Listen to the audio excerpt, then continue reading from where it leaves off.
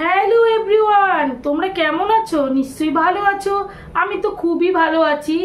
আর আজকে একটা নতুন রেসিপি নিয়ে চলে এসেছি, যেটা কিনা হবে বিয়েবাড়ির কায়দায় কাতলা মাছের ফিশ ফ্রাই। এই ফিশ ফ্রাই বানাতে আমি কি কি নিচ্ছি চলো তোমরা দেখবে, আর দেখে কিন্তু অবশ্যই তোমাদের বানাতে হবে। চলো।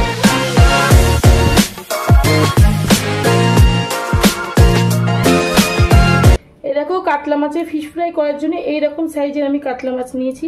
একদমই পাতলা, যেমন তোমার ভেটকি মাছের হয় পাতলা পাতলা, সেরকমই কিন্তু ফিলের মতো হয়েছে দেখতে। আচ্ছা, এর মধ্যে দিয়ে দেবো আমি একটু লবণ। বেশিক্ষণ লাগবে না, খুবই তাড়াতাড়ি হয়ে যাবে, বন্ধুরা জানে সেটা। একটু গোলমরিচের গুঁড়ো, একটু দেবো লেবু রস। এটা রাখবো 5 মিনিট, বেশিক্ষণ রাখবো না, যেহেতু এখন সময় কম সেই জন্য 5 মিনিট রাখবো। তোমরা কিন্তু 15-20 মিনিট রাখতে পারো। 5 মিনিট পরে এবার এই মাছকে হালকা একটু ফ্রাই করে নেব। এর গায়ে যে স্মেলটা আছে সেটা কিন্তু বেরিয়ে গেল, এই লেবুর রস দেওয়াতে মাছের যেটা স্মেল থাকে, আষ্টি গন্ধ থাকে, বেরিয়ে গেল। চলো 5 মিনিট পরে এবার এটা একটু ভেজে নেব। 5 মিনিট হয়ে গেছে। এই দেখো, মাছ থেকে জলও ছাড়তে শুরু করে দিয়েছি, যেহেতু লেবু দিয়েছি। এবার মাছগুলোকে হালকা করে একটু ফ্রাই করে নেব, শুধু তো এপিট ওপিট করে নেব। তোমরা চাইলে এটা সেদ্ধ করেও নিতে পারো, আমি ভেজে নিচ্ছি।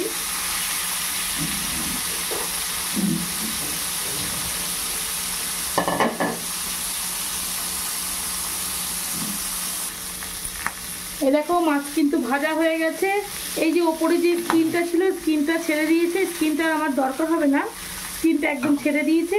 ঠান্ডা হোক, ততক্ষণে আমি ব্যাটারটা তৈরি করে নিই। এবার একটা স্মুথ ব্যাটার তৈরি করতে হবে, তার জন্য আমি দিয়ে দেব, সব মাপ অনুযায়ী দেব। 1 চামচ ময়দা, 2 চামচ, 3 চামচ ময়দা দিলাম। আচ্ছা, দেব 2 চামচ মতো কর্নফ্লাওয়ার, দিয়ে দেবো একটু বেকিং পাউডার। এই দেখো, এইটুকু দিলাম বেকিং পাউডার। এই যে সব কিছু দিয়ে একটু মাখিয়ে লবণ দিয়ে দিলাম, দিয়ে এটাকে ভালো করে একটু মিশিয়ে নেব। দিয়ে দেবো এবার গোলমরিচের গুঁড়ো, একটু ঝালটা হয়ে ভালো লাগবে ঝাল খেলে। এবার দেব একটা ডিম। আচ্ছা, একটা আগে ডিমটা দিয়ে নিচ্ছি।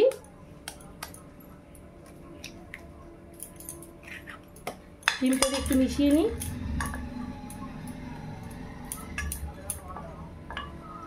আচ্ছা, এর মধ্যে এই যে এখানে আমি আদা, রসুন, কাঁচা লঙ্কা, ধনেপাতা সব কিছু যে বেটে রেখেছি, সেখান থেকে অল্প অল্প করে একটু দিয়ে দেবো, আর বাকিটা মাছের সাথে মেখে নেব।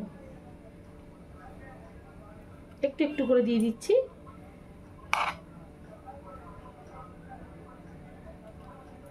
একটু কাঁচা লঙ্কা দিলাম। এবার ভালো করে একটা ব্যাটার তৈরি করতে হবে। এর মধ্যে এবার সামান্য একটু জল দেব।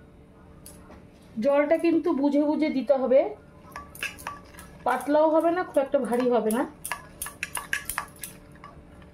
আচ্ছা, এর মধ্যে একটু বাটার দিলেও কিন্তু চলে, কিন্তু আমি এখন বাটারটা দিচ্ছি না, কারণ বাটারটা আমার ফ্রিজে জমে রয়েছে, সেই জন্যই দিলাম না। ভালো করে এটা ফেটাতে হবে। আর একটু জল দিচ্ছি। ব্যাটারটা তোমার তৈরি হয়ে গেল। এবার মাছগুলোর মধ্যে এই যে জিরে বলছি, ধনেপাতা, রসুন, আদা, কাঁচা লঙ্কা, এই বাটাগুলো দিয়ে ভালো করে এখন মেখে নিতে হবে। এই ব্যাটারটা এবার রেস্টে থাকুক।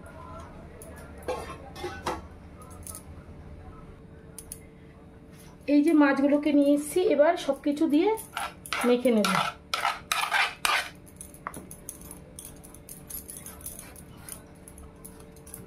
আমি কিন্তু এই মশলাগুলো সব শিলে বেটেছি। মেখে আমি মাছকে আবারও 5 মিনিট রেস্টে রাখবো।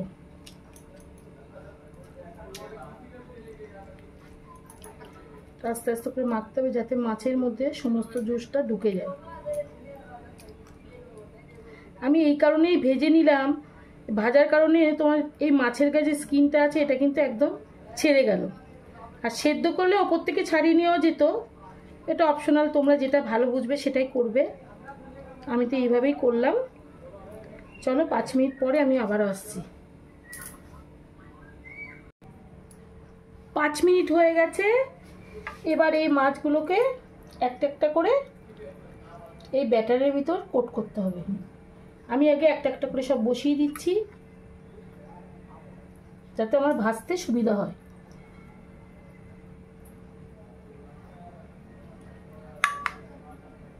এইভাবে সমস্ত মাছ দিয়ে দিচ্ছি। তোমরা চাইলে একটা একটা করেও করতে পারো। ওদিকে কিন্তু আমি তেল গরম বসিয়ে দিয়েছি যাতে কাজটা তাড়াতাড়ি হয়। চলো এবার একটা একটা করে মাছ ভেজে নেব।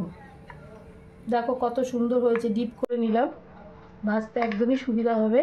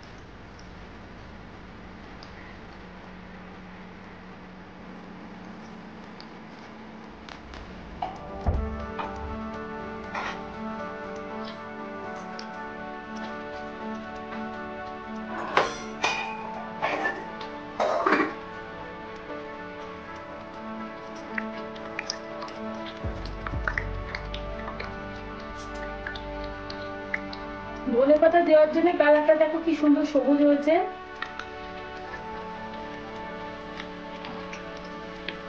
এটা কিন্তু খুবই সুন্দর হবে।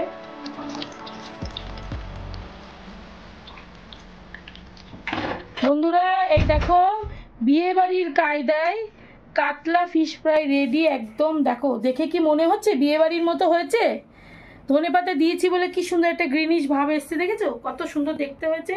আর একটু ধনেপাতাও দিয়ে দিলাম যদি তোমরা খেতে চাও। স্যালাড দিয়ে দিয়েছি, এখানে দিয়ে দিয়েছি কাসুন্দ আর টমেটো সস। দেখো তোমাদের কি পছন্দ হয়েছে?